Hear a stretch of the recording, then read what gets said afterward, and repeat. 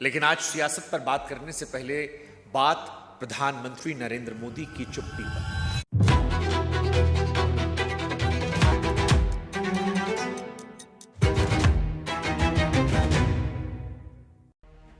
और इस चुप्पी को समझने के लिए आपको मनमोहन सिंह को याद करना पड़ेगा। वो मनमोहन सिंह जिन्हें 10 साल तक देश ने मौन मोहन सिंह कहकर मजाक उड़ाया, क्योंकि वो 2G घोटाले पर खामोश थे, कोयला पर खामोश थे, कॉमनवेल्थ गेम्स पर खामोश थे, हर बड़े मसले पर खामोश थे।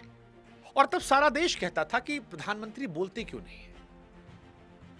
आज हम और आप 2026 में हैं, लेकिन सवाल वही है, बस नाम बदला है।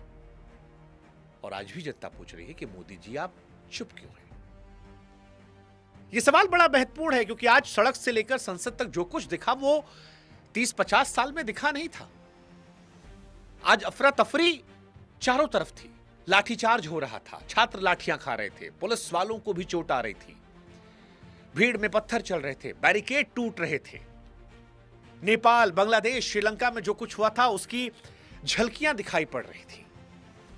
मेट्रो से लेकर सड़क तक अफरा तफरी थी और ऐसा लगा कि आज फिर से जनता को यह एहसास हुआ कि संसद का रास्ता जो है वो सड़क से होकर जाता है। और जो तस्वीरें आई वो ऐतिहासिक थी। वो ये बता रही थी कि नई संसद की दीवारें भले ऊंची बनाई गई हैं, लेकिन इतनी भी ऊंची ठीक नहीं है कि आवाज ही ना पहुंचे। इमारत नई हो सकती है, लेकिन सवाल वही पुराना है कि जनता से संसद है और संसद जनता से इतनी ऊंची ना हो जाए कि वो ना सुन पाए। और अगर नहीं सुन पा रहे तो फिर क्या शोर मचाना जरूरी है? और क्या वो शोर जानबूझकर नहीं सुना गया या जानबूझकर अनसुना कर दिया गया, या वो आवाजें पहुंची नहीं? क्योंकि सड़क पर गुस्सा था, प्रधानमंत्री को पता था, प्रधानमंत्री संसद में थे भी, लेकिन इन तस्वीरों पर बोलने की जगह वो राहुल गांधी की उम्र का मजाक उड़ाकर चले गए। वो सिर्फ 28 साल है। मैं किसी 56 साल के नौजवान की बात नहीं कर रहा हूं। और वहीं से मेरे मन में यह सवाल आने लगा कि प्रधानमंत्री जी आज आप बात कर सकते थे, आप क्यों खामोश रहते हैं? 2014 से 12 साल हो गए, 12 सालों में एक प्रेस कॉन्फ्रेंस में आप आए हैं, वो भी अमित शाह बोलते रह गए। आप हर बड़े मसले पर खामोश होते हैं। और इस बार तो बच्चे थे,